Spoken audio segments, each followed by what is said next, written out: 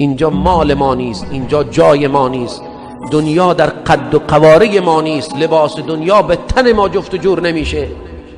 مرغ باغ ملکوتم نیم از عالم خاک، 2-3 روزی قفسی ساختند از بدنم. من اصلا این جسم خاکی نیستم، من این نیستم که این یک قابی است، یک قفسی است که من در آن زندانیم. اکنون من در اصل روح من است که خرم آن روز که پرواز کنم تا بر دوست، به هوای سر کویش پروبالی بزنم.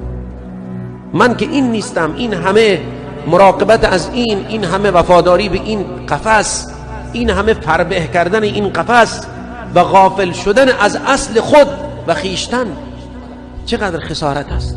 دنیا در حد ما نیست که ما غافل بشیم از آخرت.